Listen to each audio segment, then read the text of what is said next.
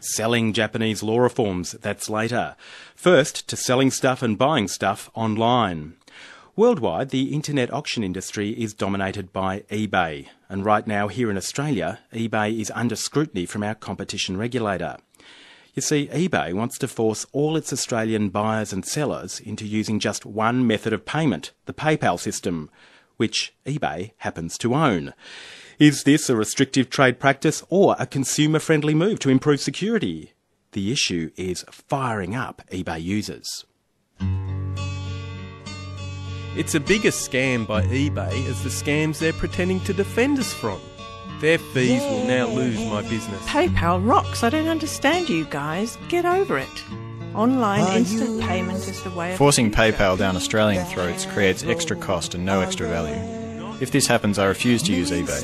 eBay, smarten up. Time to look for an alternative to eBay.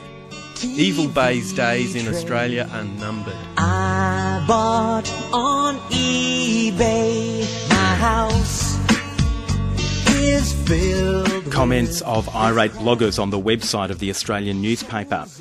Alan Davidson is a lawyer and University of Queensland academic. He says eBay is using the small Australian market as a giant guinea pig. If it gets the green light from Australian regulators, it will roll out these same restrictions globally. eBay is massive. eBay turns over $44 billion per year. Their profit from that is a substantial amount of money. There are some figures that say there are 273 million users. There's another place I saw it was 140 million registered users. Alan Davidson, how do people buy and sell and transfer funds? That currently is more of a private arrangement. Typically they can do it with a money order, they can use cash on delivery, they can make arrangements with credit cards. But what has been a popular option, and certainly an option encouraged by eBay, is to use PayPal. And one reason they encourage it is eBay owns PayPal. If you're one of the millions of Australians who are doing it, it's important that you use protection when shopping online. To practice safe shopping online, use PayPal. PayPal protects you in lots of different ways. It keeps your financial... PayPal is a mechanism whereby you pay money to PayPal. They have a guarantee system of safety, so they say. And then once a certain amount is deposited, the seller is assured of payment using that particular mechanism. PayPal charges between 1.1% and about 2.5% for their services. Just recently, eBay have announced that from June, payment options will be radically restricted from a whole range of options down to, I think, paying by PayPal. What's going on here? Their announcement will be is that this will occur in two stages. On the 21st of May, everybody selling an item on eBay must include as one of the payment options PayPal.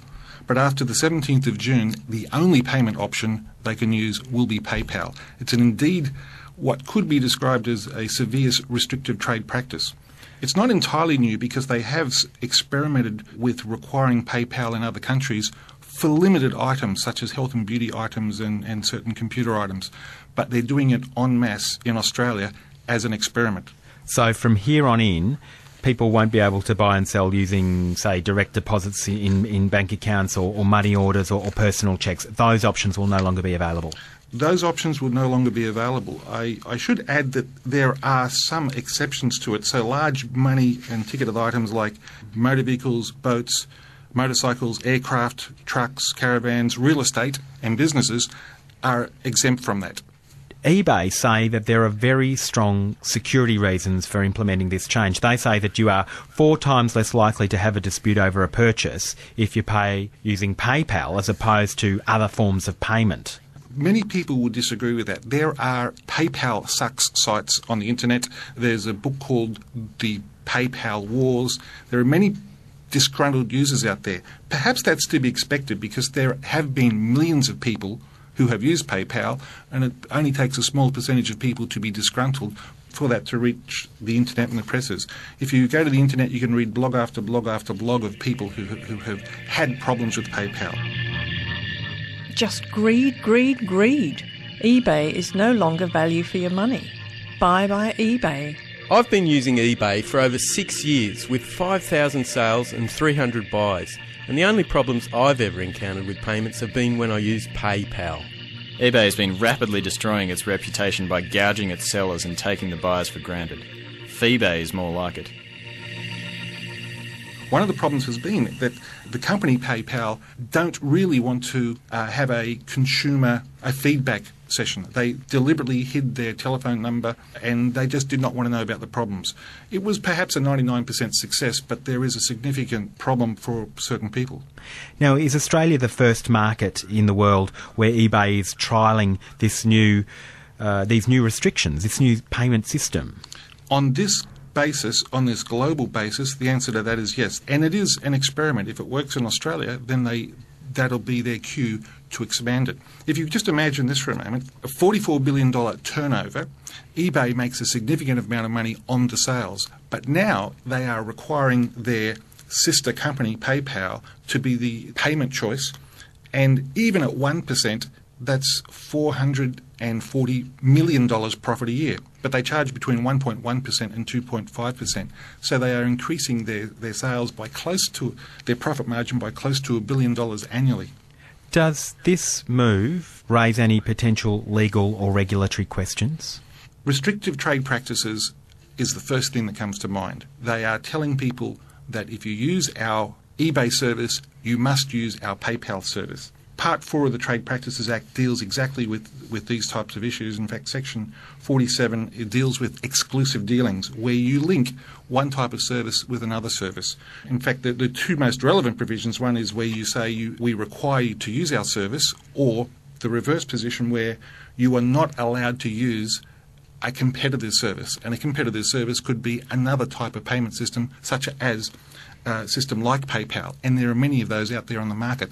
They are not as popular as PayPal, but there are other systems out there. Apparently, eBay has approached the ACCC, the Australian Competition and Consumer Commission, and asked for what's known as an exclusive dealing notification. What is that, and why has it asked for it?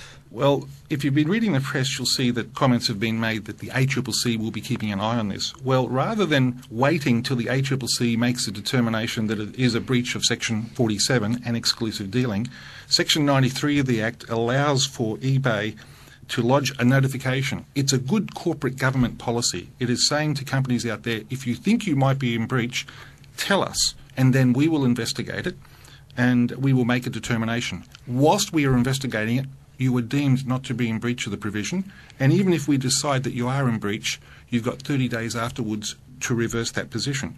But it allows this.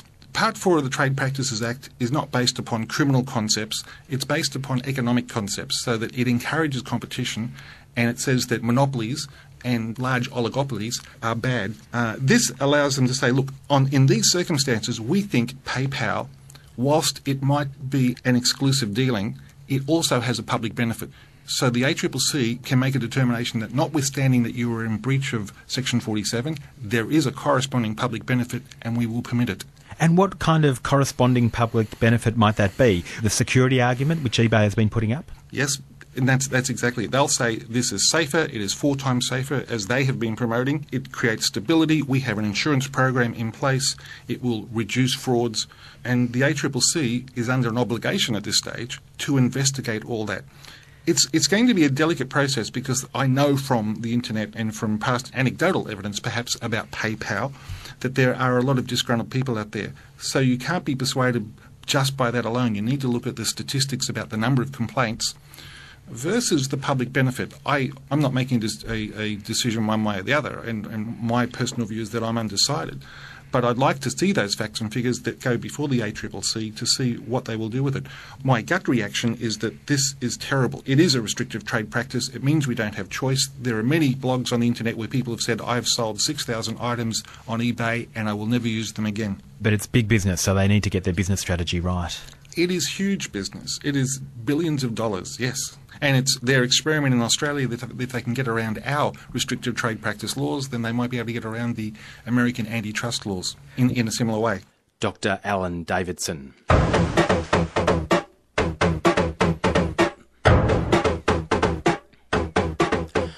I'm Damien Carrick, and you're listening to The Law Report on ABC Radio National.